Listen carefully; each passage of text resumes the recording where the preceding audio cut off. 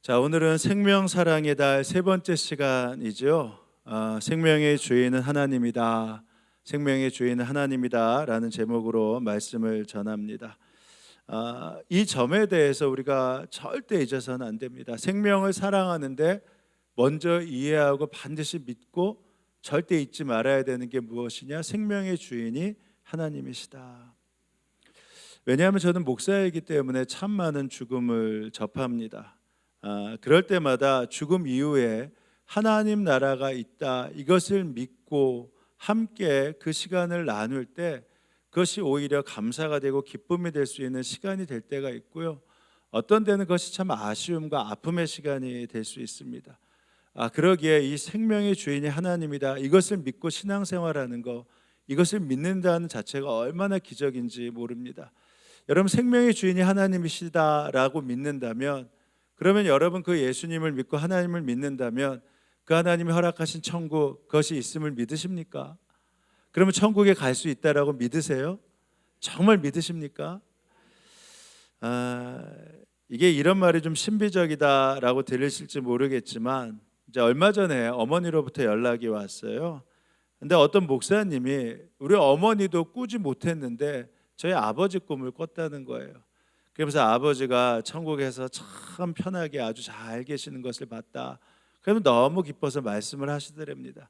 거기에 덧붙여서 사모님도 천국에 참 좋은 집이 마련되어 있습니다, 아름다운 집이 마련되어 있습니다, 이렇게 말씀을 하셨다고 하면서 굉장히 좋아서 전화를 하셨어요. 저도 당연히 좋은 말이죠. 참 행복하고 감사한 말이죠. 근데 이것이 좋고 감사한 일이지만 어찌 보면 이게 특별한 일도 아니에요. 이거 당연한 거 아니겠습니까? 여러분, 예수 믿었으면 어디 가요? 천국 가요. 생명의 주인이신 하나님이 이 생명을 이 땅에서 천국으로 이끄셨다라고 말씀하셨다면, 그럼 그 주인의 말을 따라야고 믿어야죠. 그럼 저희가 죽으면 천국 간다. 이거 특별한 일도 아니고 당연한 일이라 말입니다. 저도 이런 말 들은 적 있었거든요. 제가 우리 교회 부임 전에 먼저 교회에서 안식 올 때 미국을 다녀왔어요. 미국에 있으면서 이런저런 교제를 많이 했었는데, 그때 만났던 사모님이 계세요. 사실 지금도 이름도 얼굴도 잘 기억이 안 납니다만, 그 사모님이 한 번은 제가 한국에 안식월을 마치고 돌아왔는데 토요일 이른 아침에 저에게 전화를 하셨어요. 근데 전화번호를 어떻게 하셨냐 그랬더니 교회에 전화를 걸어서 목사님 전화번호 좀 알고 싶다 해서 전화를 하셨죠. 근데 그 이유가 뭔가? 그래서 이렇게 얘기하세요. 제가 갑자기 목사님을 위해서 기도하게 됐는데 하나님이 목사님을 어마어마하게 사랑하십니다. 어마어마하게는 잘 모르겠어요. 아무튼 참 사랑하십니다 였어요. 그러면서 하나님께서 목사님 이 천국의 집을 마련하셨는데 이건 맞아요. 어마어마하게 큰 집이 마련되어 있습니다 하면서 본인이 그것을 보면서 너무 기뻐하셨대요. 그러면서 목사님이 이제 버스 같은 걸 운전하셔서 앞에 나가시는데 거기에 이제 승객들이 타고 있고 가는데, 어쩔 때는 평평한 길도 가고 어쩔 때는 높은 길도 가고 어쩔 때는 낭떠러지 길을 가는데 자기가 보면서 깜짝깜짝 놀라는데 목사님 너무 편안하게 운전을 하시다가 어느 마땅한 장소에 딱 도달해서 그러고 나서 차를 세우더니 이 집이 내 집입니다 라고 소개하는데, 그 천국에 있는 목사님의 집인데 그게 어마어마한데 그게 목사님 캐슬이에요. 캐슬. 미국에 계셨으니까 캐슬이 성이라는 거잖아요. 하우스가 아니라 캐슬이다. 그래서 저도 꿈꾼 적은 없지만 참 감사하고 좋았습니다. 천국을 믿는다고 하면 천국에 내 집이 있다, 하나님의 약속대로 그 천국에 우리가 갈 뿐만 아니라 하나님이 약속하신 대로 그곳에 우리의 집이 있다, 이것을 믿는 게 저희 어머니만 믿는 것, 저만 믿는 것이 아니라 믿는 여러분이 다 믿으셔야 되죠. 아멘이세요?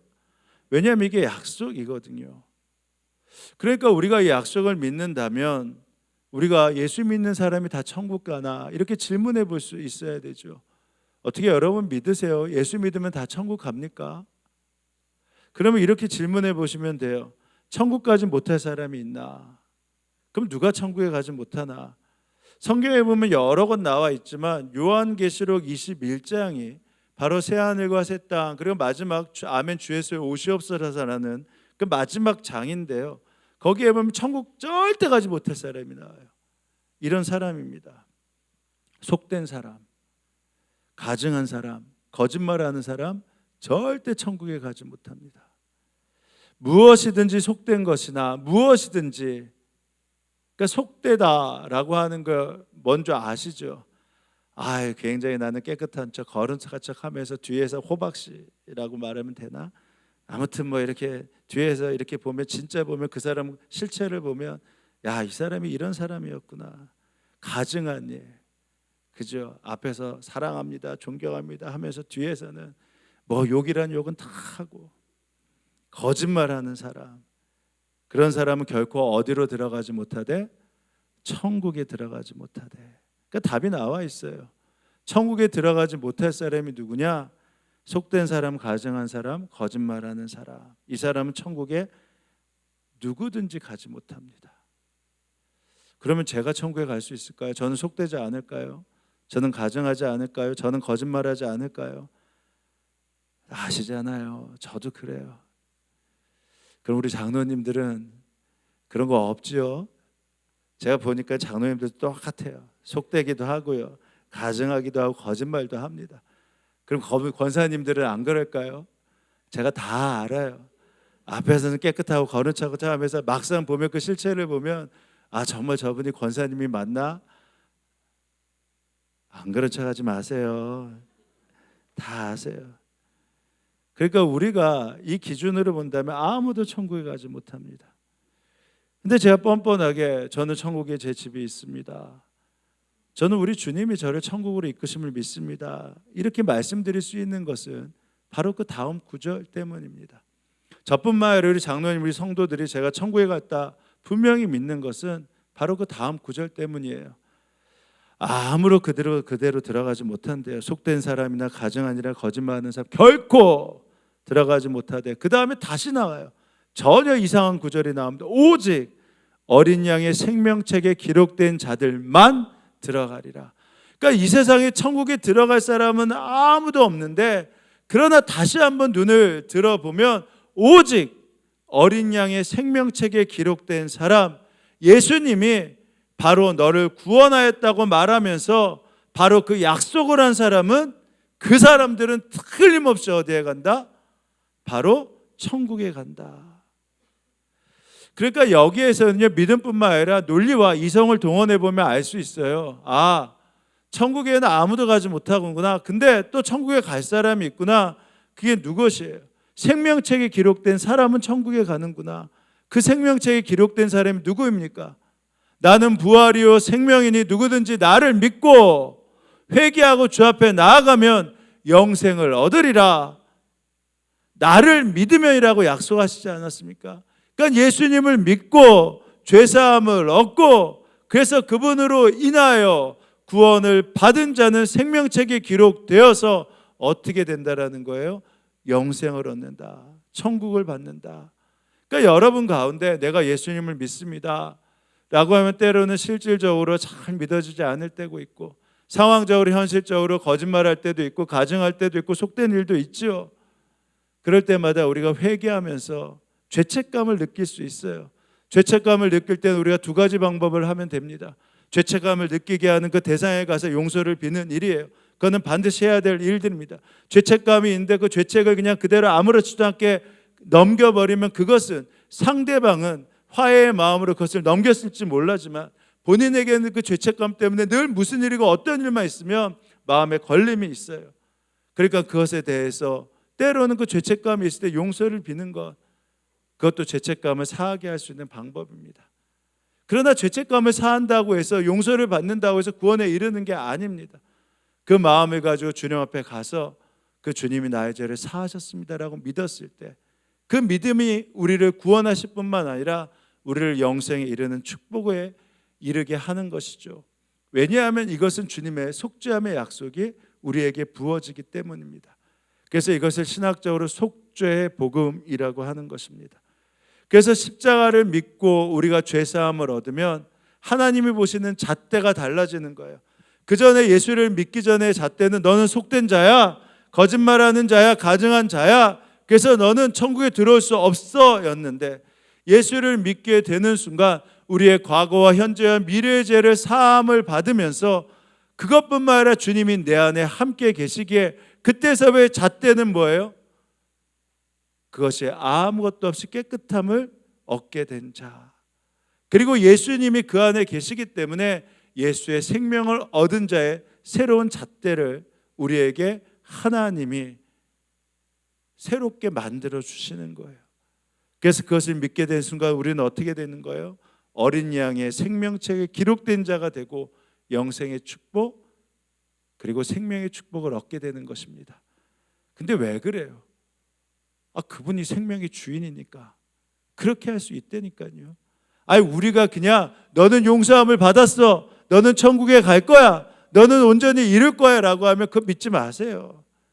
우리는 그럴 능력이 없습니다. 그러나 생명의 주인이 신 하나님이 그렇게 말씀하셨다면 그것은 이루어질 수 있는 겁니다. 그분은 창조하시고 모든 것을 새롭게 하실 수 있는 능력의 주님이시기 때문입니다. 그래서 그때서부터 저희들을 볼 때 너는 지옥 갈 자야라고 안타깝게 보시는 것이 아니라 너는 내 천국에 들어올 자야라고 보시면서 우리를 기뻐하시는 겁니다. 우리를 보시며 행복해 하시는 거예요. 너는 내 기쁨이다 하면서 웃으시는 겁니다. 너의 하나님 여호와가 너희 가운데 계시니 그는 구원을 베푸실 전능자이시라. 구원을 베푸실 전능자이신 그분이요 우리로 어떻게 하신다는 거예요? 그가 너로 말미암아 기쁨을 이기지 못하시며 너를 잠잠히 사랑하시며 너로 말미암아 즐거이 부르며 기뻐하신다. 그러기에 여러분 가운데 속죄의 복음이 믿어지고 그리고 그 생명의 주인이신 주님이 나와 함께 하심이 믿어진다면 우리 하나님이 나를 보실 때 나를 기쁘게 보시는구나, 나를 보시며 웃으시는구나 라는 또 하나의 믿음, 또 하나의 능력을 여러분이 함께 가지셔야 하는 것입니다.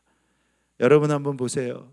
여러분의 속되고 가증하고 거짓된 모습이 있는 가운데서도 여러분 가운데 계신 주님으로 말미암아 여러분을 향해서 주님이 한박 웃음을 짓고 계신 것 그게 보이십니까? 이럴 때는 아멘 하셔야 돼요. 이게 확신입니다. 근데 이 확신을 잊는다면 어떻게 돼요? 우리가 이 확신을 가지고 주님을 위해 최고의 섬김을 가져야죠.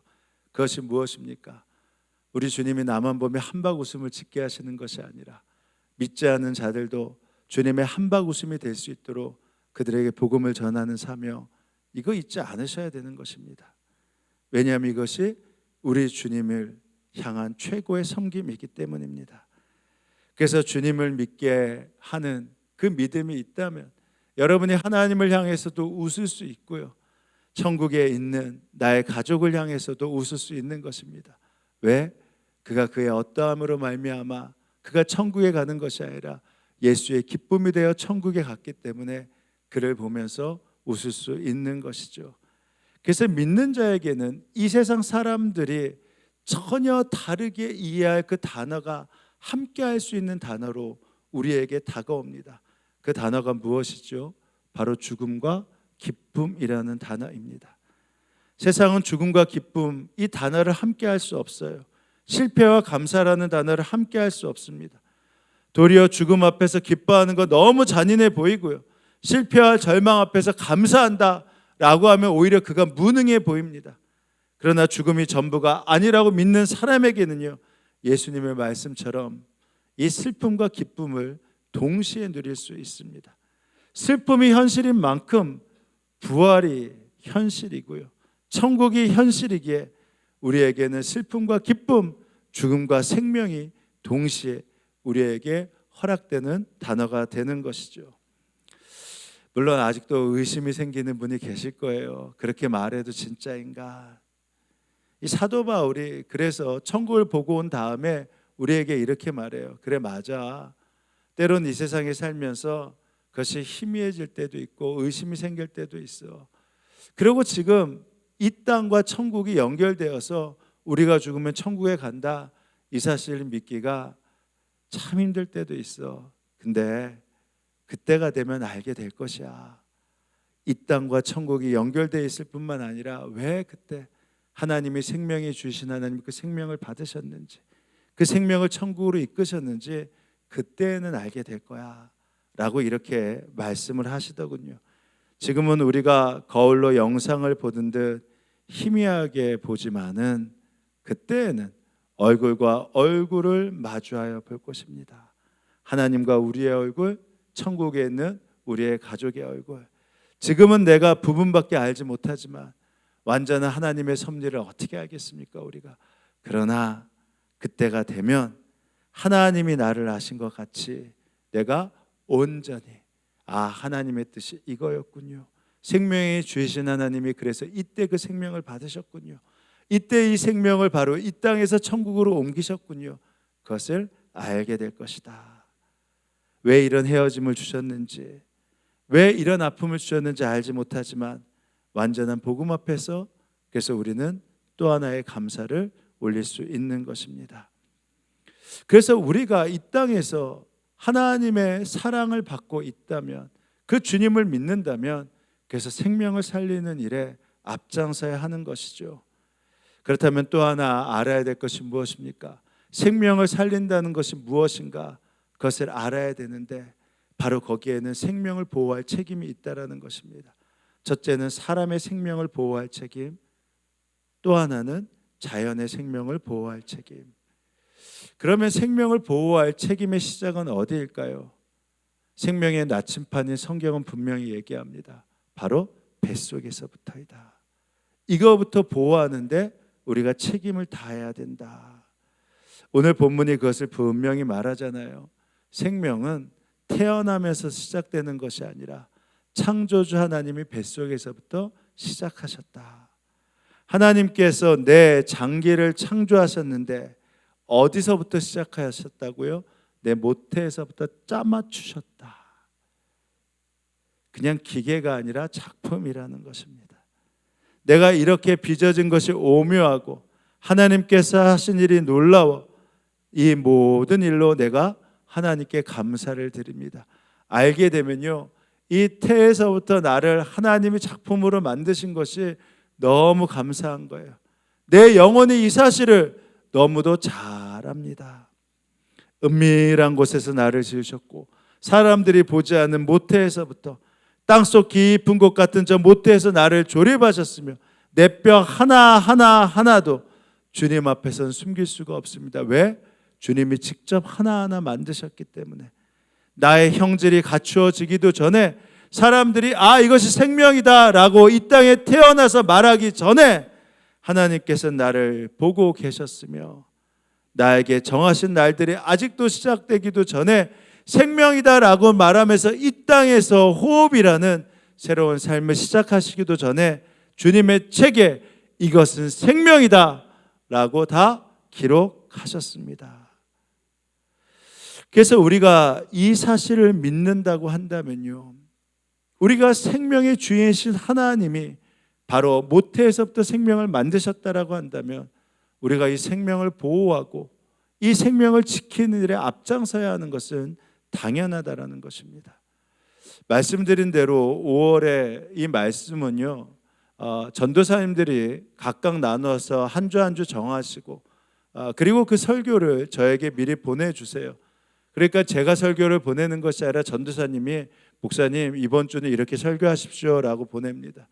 이번에 6페이지를 전도사님이 보내셨어요. 참 좋은 내용들이 있는데 거기에 이런 내용들이 있습니다. 우리나라뿐만 아니라 세계의 많은 나라가 이 뱃속의 태아를 완전한 생명으로 여기지 않습니다. 이 뱃속의 태아를 하나님의 생명으로 여기지 않고 어느 특정인의 소유물, 그러니까 특별히 엄마의 소유물로 이 뱃속에 있는 태아를 규정합니다. 그래서 엄마의 소유물이기 때문에 엄마가 낙태할 수 있는 권리, 태어나게 할 수 있는 권리도 있다라고 말을 합니다. 태아의 생명의 결정권이 엄마에게 있기에 태아는 완전한 인간이 아닙니다.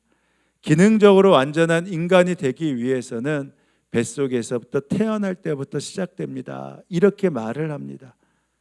또 더 나아가 모든 여성들은 자기의 신체를 어떻게 할지 선택할 권리가 있기에 부모님의 자기 결정권에 따라서 이 태아는 얼마든지 죽일 수도 살릴 수도 있습니다. 특별히 우리나라 모자 보건법에서는 임신 14주까지는 일정한 사유나 상담이 없다 하더라도 임신한 여성과 배우자의 동의하에 합법적으로 낙태가 가능하고, 그 이후까지라도 불의한 사고나 강간, 근친 상간에 의해서 산모의 건강이나 경제적, 사회적인 사유가 있다라고 하면 낙태가 허용되고 있는 현실입니다. 여러분은 어떻게 생각하세요? 우리가 동성애를 생명의 주관자이신 하나님이 말씀하셔서 동성애를 우리가 따를 수 없다라는 것처럼, 생명의 주관자이신 하나님의 주인이신 하나님이 뱃속에서부터 내가 이미 생명으로 만드셨다라고 하면, 그때서부터 주인은요, 물론 뱃속에서 잉태하는 어머니가 이 아이를 보호할 수 있는 힘이 있어야겠지만, 그러나 무엇보다도 주인이 하나님이시다, 이 사실을 잊어서는 안 되는 것입니다.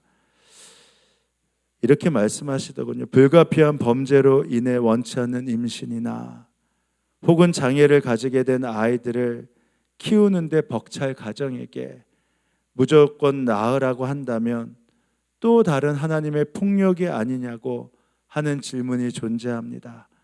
그러나 아무리 그럴듯해도 생명의 주인이 하나님이시라면, 그것을 믿고 의지한다면 그것의 결정권은 산모, 부모에게 있는 것이 아니라 하나님에게 있음을 절대 포기해서는 안 되는 것입니다. 생명을 살리고 지켜내는 시작점이 언제나 모태에서부터 시작됨을 우리가 믿음으로 고백하기 때문입니다. 그래서 생명을 우리가 지키고 전하고 보호하는데 우리가 앞장서야 한다면 이 모태에서부터 생명을 지켜야 된다, 이 점에 대해서는 절대 양보할 수 없는 것입니다. 왜냐하면 생명의 나치판인 주님이 이미 말씀을 통해 우리에게 이렇게 살아야 된다고 인도하시고 가이드해 주셨기 때문입니다.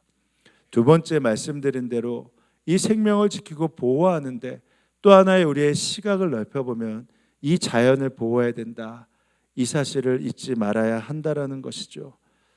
제가 가슴 아픈 것이 세상에 존재하는 어떤 것도 우연으로 존재하지 않았다, 바로 그것이 우리의 신앙이지 않습니까? 그래서 이 땅에 생명이 존재하기 때문에 우리가 정작 옆에 있는 사람이 우연히 존재한 것이 아니라면 마땅히 존중해야 되는 것이 우리 믿는 사람들의 마땅히 행해야 될 바입니다. 함부로 이름을 불러서도 안 되고요, 함부로 수치를 줘서도 안 되고, 함부로 혐오를 해서도 안 되고요, 함부로 경멸의 대상으로 만들어서도 안 됩니다. 우연히 태어난 상품이라면 그냥 내 위치에 맞춰서 함부로 경멸할 수도 있고, 함부로 버릴 수도 있고, 함부로 수치를 줄 수도 있고, 함부로 혐오의 대상으로 일시에 만들 수도 있지만, 이것이 하나님의 작품이라면 절대 그래서는 안 되는 것이죠. 왜냐하면 존중하고 격려하는 것이 바로 하나님의 마음이기 때문에, 이것이 천국 문화이기 때문에 마땅히 행해야 될 바. 그래서 누군가가 어떤 사람을 향해 존중하지 않고 경멸하거나 수치심을 준다라고 하면 오히려 그것을 침묵하고 있는 것이 아니라 바로 거기에 대해서 그렇게 해서는 안 됩니다라고 말해야 되는 게 신앙인의 마땅한 행동입니다. 그래서 때로는 참 아파요.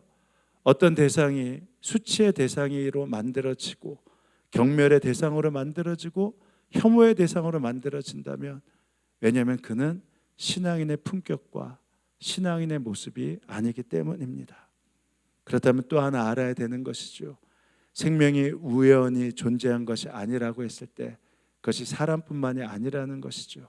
하나님이 보시기에 좋았더라, 창조하신 주님이 보시기에 좋았더라고 했던 것은 인간에게 심히 좋았다라고 말씀하셨지만, 이 땅의 모든 생명을 주님이 보시기에 좋았더라, 이것은 우연으로 생긴 것이 아니라 나의 창조물이라 이렇게 말씀하셨기 때문입니다. 식물이 있잖아요. 이 식물을 통해서 뿌리와 열매를 통해 또 하나의 동물이 그것을 먹고 자랍니다. 최상의 어떠한 포식자 동물은 누구입니까? 인간이에요. 인간은 식물도 먹고 동물도 먹습니다. 근데 식물과 동물만 존재하는 것이 아니라 또 하나 미생물이 존재하죠. 하나님께서 우리를 이 영으로 천국으로 이끄실 뿐만 아니라 이 땅에 흙으로 돌아온 인생, 흙으로 돌아오게 만들 때는 이미 또 하나의 존재, 미생물을 하나님이 창조하시지 않았습니까? 미생물이 우리의 육신에 함께 붙어 있고 우리를 분해하기 때문에 우리가 흙으로 돌아가는 것입니다. 만약에 미생물이 없다면 이 흙들이 푸석푸석해서 우리가 밟고 있을 수 없죠. 근데 이 모든 것은 누가 창조하셨다는 거예요? 하나님이 창조하셨다는 겁니다. 생명의 신비가 그 안에 있다라는 것입니다. 그러기에 이것을 보존하고 가꾸는 것, 당연히 우리가 마땅히 신앙인으로 해야 할 바라는 것입니다. 때론 우리가 좀 오해할 때가 있었어요. 하나님께서 말씀하셨을 때 이 땅에 복을 베푸셨다, 복을 베푸셨다라고 하시면서 사람에게 생육하고 번성하고 충만하고 그 다음에 뭐라고 하셨어요? 땅을 정복하고 다스리라 라고 말씀하셨기 때문에 정복의 의미가 그냥 우리 마음대로 이 하나님이 주신 생명을 마음대로 할 수 있다라고 생각했습니다. 근데 그 앞에 뭐라고 했어요? 하나님이 뭐라고 하셨어요? 그들에게 복을 베푸셨다. 그러니까 이 땅의 모든 생물이 하나님의 어디 가운데 있는 겁니까? 복 가운데 있는 겁니다. 그럼 우리에게 정복하고 다스리라고 하는 것은 블레싱의 복을 주셨다라는 거예요. 이 복을 받은 자들이 더 복을 받을 수 있도록, 이 복을 받은 이 자연이 더 복을 받을 수 있도록 다스리고 정복할 수 있는 그 은혜를 저에게 주셨다라는 거예요. 근데 우리가 오해했죠. 마음대로 할 수 있다라고. 그러니까 이 자연을 이렇게 마음대로 파괴하는 거 아니겠습니까? 작년에 코로나19로 인해서 이제 이 자연의 습격에 대해서 빨간 신호등이 켜졌어요. 그래서 그것을 멈춤의 지시로 우리가 받았습니다. 그래서 순식간에 우리가 멈추게 되었죠. 그래서 그때 생태, 앞으로 교회가 지켜야 될 것이 바로 생태 자연이구나 라고 해서 2박 3일 동안 세미나를 다녀왔습니다. 세미나를 다녀오고 난 다음에 우리 장로님들과 우리가 앞으로 목회에 있어서, 교회에 있어서 이 생태를 보존하는 것, 이거 너무나 중요한 일입니다. 그리고 사역자들과 그때 교구장님들과 함께 이 생태를 보존하는 일을 우리가 교회에서 앞장서야 됩니다 라고 이야기했어요. 근데 참 쉽지 않더군요. 왜냐하면 너무 다양하거든요. 그리고 누구에게 강요해서 이것을 이렇게 해야 됩니다라고 말하는 게 참 쉽지 않습니다. 하나 음식을 먹어도 만약에 그것들을 우리가 일회용을 쓰지 않고 우리가 계속해서 재생할 수 있는 것을 쓰면 누군가의 수고가 계속해서 더 필요하기 때문입니다. 그래서 참 쉽지 않았어요. 그래도 올해 저희들이 했던 게 뭡니까? 그전에는 그냥 커피를 마실 때 종이컵으로 마셨죠, 일회용으로. 그래도 이번에 좀 수고스럽겠지만 그러면 좀 텀플러라도 가져오고 다회용 컵을 좀 가져와서 그래도 일회용이라고 좀 줄여보자. 사역자들도 가능하면 일회용 쓰지 않고 우리가 함께 쓸 수 있는 걸 써보자. 그러면서 좀 수고스럽겠지만 가능하면 교회에서 일회용을 없애려고 노력하고 있단 말입니다. 지난주에도 교회 학교에서 여러분들에게 감사하다고 아이스티를 대접했잖아요. 그래도 많은 성경금도 해주셨습니다. 근데 그 컵을 볼 때 아시는 것처럼 일회용 종이컵을 사용하지 않았어요. 이게 플라스틱 같기도 하고 좀 이상한 컵들을 여러분이 받으셨을 겁니다. 교회 학교에서 결정을 했어요. 일회용을 쓰지 않고 다회용을 써야겠다. 그래서 그것을 여러분들에게 일부러 비용을 들여서 사서 드렸습니다. 아시는 분은 그것을 가져가서 닦아 사용하신다고 들었고요. 모르시는 분은 그냥 일회용으로 생각하고 다 버리셨어요. 교회 학교에서 주일이 끝난 다음에 그것을 다 수거해서 일일이 다 닦아서 그것을 다시 쓰기로 했습니다. 왜냐하면 이 빨간 신호등 앞에서 하나님께서 아직 포기하지 않으셨다면 우리는 이 자연을 보호할 수 있고 지킬 수 있는 그 약속을 우리가 함께 실천할 수 있기 때문입니다. 지금 세상에서는 탄소 중립위원회가 발족이 됐고 알리100이라고 하죠. 그래서 세상 에너지를 100% 사용해야 된다. 이 기업 간에 협약을 하기도 합니다. 근데 이게 참 쉽지 않아요. 이제 이번에 지금 G7 회담이 있는데 여러 가지 의제들이 있지만 이 지구 온도가 1.5도가 2040년이면 올라갑니다. 그래서 지구 온난화를 방지하기 위한 여러 가지 이야기들을 합니다. 근데 알아요. 경제 논리 때문에 이 생명의 논리가 다 뒤로 물러선다는 것을 압니다. 특별히 우크라이나와의 전쟁, 러시아의 전쟁으로 인해서 오히려 이 환경의 오염들이 더 가속되기도 했습니다. 그래서 이제는 말하죠. 이 기후위기 어쩔 수가 없다. 시간이 너무 없다. 이렇게 이야기를 합니다. 여러분 어떠세요? 정말 그렇습니까? 과학자인 소설가 칼 세이건이 그래서 이런 책을 썼어요. 코스모스라는 이 지구와 우주의 환경에 대한 다시 한번 살펴볼 수 있는 아주 좋은 책을 썼고요. 또 페일 블루 닷이라는 책을 썼습니다. 페일 블루 닷이라는 것이 무슨 뜻이냐? 창백한 푸른 점이라는 뜻이에요. 이게 이 책을 이 칼 세이건이 과학자이면서 소설가이기 때문에 이 책을 쓰게 된 연유가 무엇이냐면 1977년에 보이저 2호가 발사가 됐습니다. 이게 태양계를 이 탐험하는 발사선이거든요. 그래서 이게 목성을 지나서 계속해서 태양을 향해 가고 있는데 과학자들이 이것을 하나하나 살펴보다가 한 번은 어떤 학자가 이런 얘기를 했다고 해요. 목성 근처를 보이저가 지나고 있을 때 한번 거기서 보는 지구는 어떨까? 근데 이게 앞만 향해서 사진을 찍게 되어 있거든요.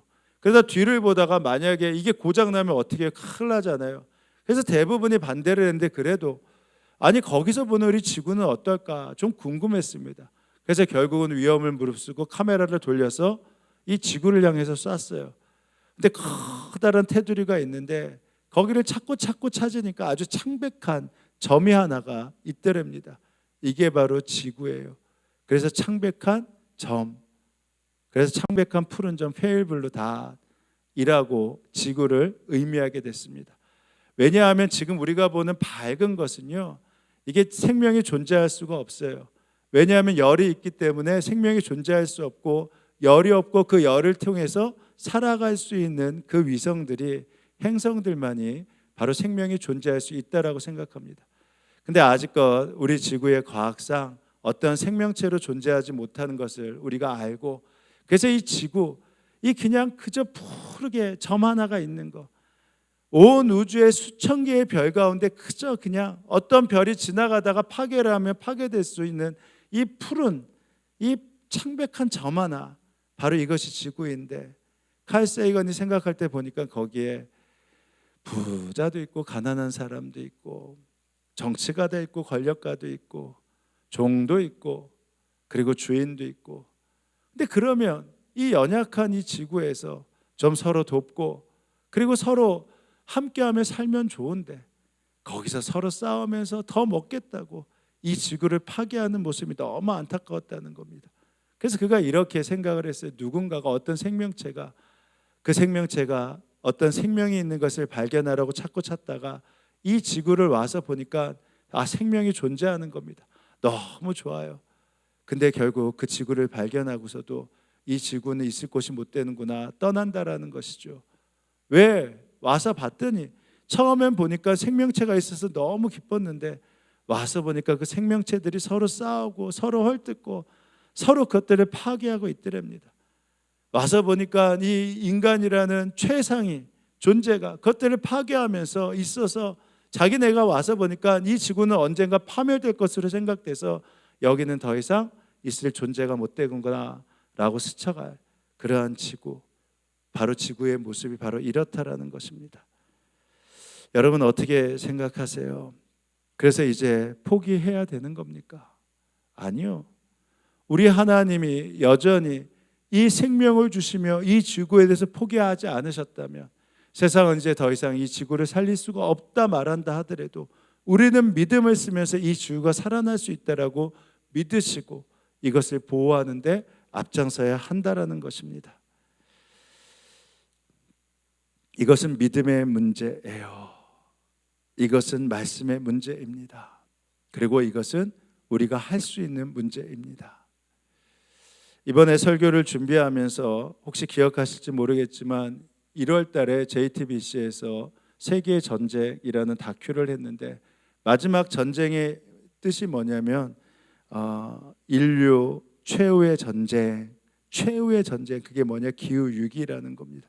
그것을 보면 정말 끔찍한 내용들이 많이 나와요. 근데 그러면서 나의 지구를 부탁해라는 데이브 브리클리의 책을 읽어보니까 이런 이야기가 있어요. 환경을 보호하는 것, 이거는 소수의 사람들이 할 일이 아니라 믿는 사람들이 반드시 해야 될 사명이다. 그러면서 이런 예를 들었습니다. 한번 보세요. 여러분, 예수님을 믿고 구원받았다, 생명의 주인이 예수님이다라고 믿는다면 우리가 해야 될 많은 일들이 있습니다. 생명을 전하는 일도 해야 되고요. 또 하나, 우리가 하나님께 기도하는 일입니다. 어떤 그리스도인이 이렇게 말할 수 있을까? 굳이 기도해야 하나요? 기도의 부르심을 받은 사람이 따로 있겠죠. 저는 그렇게 기도하는 게 아니에요. 오히려 당신이 더 많이 기도하세요. 저한테는 강요하지 마세요. 그런 성도는 없을 것이다. 내가 기도를 못하더라도, 내가 기도의 힘을 발휘하지 못하더라도 예수님을 갓 영접한 초신자이던, 나이가 많아 거동이 힘들던, 선교사이던, 기도의 은사가 없던 예수를 믿게 되면 모두가 기도를 해야 된다는 사실을 깨닫는다. 마찬가지로 생명의 주인이 하나님을 믿고 그것을 위임받았다고 우리가 믿는다면 그것은 나에게 있어서 관심이 있는 일입니다. 없는 일입니다. 하기 전에 모두가 환경을 지키고 살리고 그것을 보호하는 데 앞장서야 하는 것이다. 왜냐하면 하나님이 아직 포기하지 않고 계시기 때문이다. 여러분, 우리는 가능성과 계산에 따라 사는 사람들이 아닙니다. 하나님의 가능성을 믿고 사는 사람들입니다. 할 수 있다고 계산이 나와서 하는 것이 아니라 꼭 해야 될 일이라면 믿음으로 그 일들을 감당하는 것입니다. 근데 말씀하신 대로 하나님이 이 인간들이 그 역할을 못하네 라고 포기하셨다면요, 이미 이 지구는 끝났고 이 인류는 끝났어요. 근데 하나님이 아직도 이 인류를 통해서 이 지구를 보호할 수 있다라고 믿고 세상을 고치고 싶어 하시기 때문에 우리가 믿는 사람이 환경을 보호하고 앞장서기 시작한다면 하나님의 믿음대로 다시 이 땅이 살만한 지구로 얼마든지 바뀔 수 있다라는 것입니다. 때로는 그렇죠. 저는 음식물 남기기를 참 싫어합니다. 그래서 음식물이 많이 남으면 굉장히 화가 나요. 왜 저거를 먹지 않고 남기지? 왜 버리지? 화장실 같은 데 가서 이제 손을 닦잖아요. 그러고 나서 거기에 종이가 있으면 한 개를 뽑아서 쓰면 조금 덜 말라도 그냥 이렇게 해서 나오면 되는데, 그거 아주 물기 하나도 없다고 두 개, 세 개 막 뽑아가지고 막 닦고 나서 이렇게 버리면 옆에서 보다가 한마디 해주고 싶어요. 그 한 개만 써도 되는데요. 카페 같은 데 가서 거기에 이제 티슈를 놔두지 않습니까? 근데 거기를 쓰는데 이렇게 쓰다가 한두 개 써가지고 하면 되는데 가져오실 때 잔뜩 가져와요. 근데 그러고 나서 두세 개 쓰다가 남으면, 그러면 그거 그냥 쓰레기통에 넣으면, 그러면 뭐하러 저렇게 많이 가져왔지? 일회용 컵을 쓰면서 거기에 다치지 말라고 보호하는 이렇게 요만한 티 있지 않습니까? 테두리. 이거 만약에 크게 균이 되지 않는다면 그거 깨끗하게 놔뒀다가 갖다 주면 한 번 더 쓸 수 있는데 그거 왜 버리지? 아마 보신 분들 종종 계실 거예요. 제가 그거 빼가지고 그거 마시고 나서 갖다 주는 거. 사실 별거 아니거든요. 우리가 할 수 있는 큰 일은 없지만, 왜냐하면 주님께서 보호하고 함께 하심을 믿는다면 그것들을 지키고 보호하는 것, 이거는 당연한 일이기 때문입니다. 이제 말씀을 마칩니다. 제가 이 일에 있어서 관심을 갖고 감사했던 것이, 우리 장로님 한 분이 일회용 종이컵을 가져오셨는데 가방에서 오후가 됐는데 꺼내시는 거예요. 그래서 이 찌그러진 종이컵을 왜 쓰세요? 그랬더니 이게 폴리비닐이 있어가지고 뜨거운 거에 닿으면 그러면 이 화학이 있어서 좋지는 않지만 이게 하루는 괜찮다고 합니다. 그래서 누가 시키지 않아도 그 가방에 넣어놓고 찌그러진 그 컵을 가지고 물을 담는 것을 보면서 이것이 맞겠구나. 여러분, 생명의 주인이시라고 우리가 믿는다면 이 일도 우리가 감당하는 것, 이거 당연히 해야 될 일이라 말입니다. 오늘 시간상 다 다루지 못해요. 첫 번째, 생명의 주인이 하나님이시다라고 믿는다면 그 생명의 주인이 하나님의 약속을 믿고 구원의 확신을 우리가 날마다 갖는 것입니다. 그 아들의 생명을 대신해서 우리를 살리셨다는 이 속죄의 복음을 잊지 않는 거예요. 그래서 생명을 전하는 일을 우리가 쉬지 않고 하는 것이죠. 두 번째, 생명을 지키고 보호하는 데 앞장서야 합니다. 모태에서부터 생명이다. 이거 절대 포기하지 마셔야 돼요. 이것에 대해서 반드시 전하고 반드시 말씀하셔야 됩니다. 세 번째, 하나님이 우리에게 블레싱, 복으로 주신 자연을 보호하는데 이것은 사명이라 생각하고 앞장서야 됩니다. 말씀드리는데 하나님은 이 지구를 싸매어 고치실 계획이 있습니다. 지구를 망가뜨리는 것이 인간이라면 그래서 지구를 수선할 수 있는 것도 인간에게 아직 맡기고 계신 것입니다. 하나님께서 여전히 말씀하세요. 이것을 보호하고 살리는데 너의 도움이 필요하다. 이 말씀에 응답하는 것입니다. 생명의 주인이신 주님의 부름에 응답하시고 이 길을 마땅한 길로 따라서 그 길을 걸어가신 여러분 되길 주님의 이름으로 축원합니다. 이제 기도하실 때 이렇게 기도하십니다. 주님, 우리가 마음으로 믿어 주님을 마음으로 믿고 입술로 고백하여 구원에 이르렀습니다. 이제 구원받은 자로서 천국에 대한 확신을 잃지 않고 그 생명을 전하게 하시고 생명을 지키는데 주님의 숲을 이루는 이 땅을 보호하는데 앞장설 수 있도록 우리를 인도하여 주옵소서. 이렇게 함께 기도하며 나아갑니다. 기도하시겠습니다. 주의 복 하나님 아버지 함께 하시는 주의 은혜들을 얻길 원합니다. 하나님의 약속과 은혜들이 우리 가운데 나타나길 원합니다. 주님 아버지 함께 하여 주셔서 하나님의 생명의 은혜가 있게 하시고 생명의 약속이 있게 하시고 생명의 축복으로 더하여 주시옵소서. 하나님 구원받은 자로서 천국의 확신을 잃지 않고 전하게 하시고 생명을 짓고 보호하는데 앞장서게 하시고 함께 하신 주의 은혜들을 마음껏 누릴 수 있도록 인도하여 주옵소서. 쉽지 않은 길입니다. 주님 아버지 것을 할 때 많은 수고와 많은 노력들이 필요합니다. 그러나 주님 함께 하여 주셔서 그때마다 말씀하십니다. 주의 은혜 가운데 나아가게 하시고 그때마다 함께 하신 주의 복을 누리며 나아갈 수 있도록 인도하여 주셔서 하나님 아버지 생명의 역사와 은혜들을 누리게 하시고 그 축복으로 나아갈 수 있도록 하나님 아버지 함께하여 주옵소서. 살아계신 주님, 주님이 생명의 주관자이시고 생명의 주인 되심을 믿습니다. 그 아들의 십자가를 통해 우리에게 생명을 주실 수 있는 놀라운 능력의 하나님이심을 믿습니다. 이제 이 속죄의 복음을 통해 우리가 예수의 생명책에 기록되었음을 믿사오니 믿지 않는 자들에게는 죽음과 기쁨이라는 단어가 공존할 수 없고 실패와 감사라는 단어가 공존할 수 없지만 우리에게 죽음과 기쁨이라는 단어가 함께 공존할 수 있음을 고백하게 하시고 실패와 감사를 함께 누릴 수 있는 은혜의 눈을 열어 주옵소서. 그리하여 이 놀라운 생명의 복음을 어디서나 전하게 하옵시고 그것을 믿음으로 하나님께 웃음을 드릴 뿐만 아니라 천국에 있는 나의 가족을 바라보며 다시금 웃음을 되찾을 수 있도록 은혜 베풀어 주옵소서. 또한 새로운 창조의 역사가 내 인생 가운데 일어나길 원합니다. 생각의 한계, 불신앙의 한계에 묶이지 않게 하셔서 내 심령에도 내 육체에도 내 가정에도 내 기업에도 특별히 내 자녀에게도 창조자 하나님의 역사가 임하여 이전에 듣도 보도 못한 놀라운 일들이 일어남을 믿고 선포하고 기도할 수 있는 믿음을 더하여 주옵소서. 주님, 우리에게 허락하신 이 생명의 복을 가지고 생명을 보존하는 일에 앞장서길 원합니다. 모태에서부터 생명을 살리는 일에 분명한 결단이 있게 하시고 허락하신 이 자연 생태를 보존하는 일에 최선을 다해 나아갈 수 있도록 인도하여 주옵소서.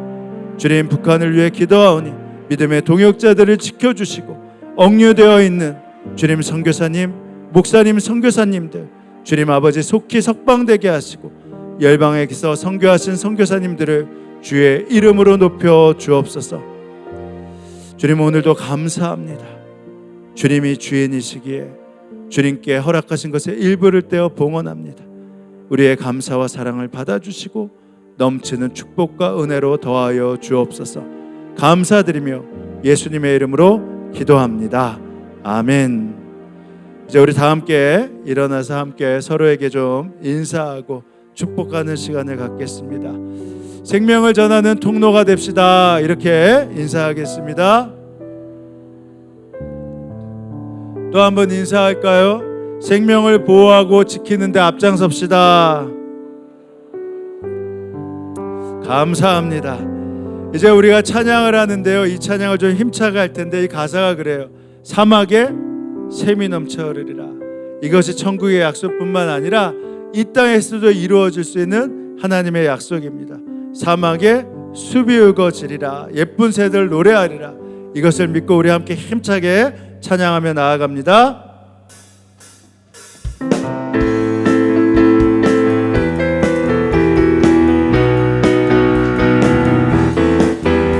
사막에 샘이 넘쳐 흐르리라. 사막에 꽃이 피어 향내리라. 주님이 다스리는 그 나라가 되면 사막이 꽃동산 되리. 사자들이 어린 양과 뛰놀고 어린이도 같이 뒹구는 참 사랑과 기쁨의 그 나라가 이제 속히 오리라. 사막의 숲이 우거지리라. 사막에 예쁜 새들 노래하리라. 주님이 다스리는 그 나라가 되면 사막이 한 번 더 합니다. 사막의 숲이 우거지리라. 사막에 예쁜 새들 노래하리라. 주님이 다스릴 그 나라가 되면 사막이 낙원되리라. 독사굴에 어린이가 손 놓고 장난쳐도 물지 않는 참 사랑과 기쁨의 그 나라가 이제 속히 오리라. 아멘. 주님이 맡기신 놀라운 은혜, 약속을 감당할 수 있는 축복의 통로로 저희들을 온전히 사용하여 주옵소서. 지금은 성부, 성자, 성령 삼위일체 하나님의 은혜와 역사가 이 자리에 참여한 성도들 머리머리 가운데, 그 가정과 일터 가운데 지금으로부터 영원히 함께하옵시기를 간절히 축원하옵나이다. 아멘.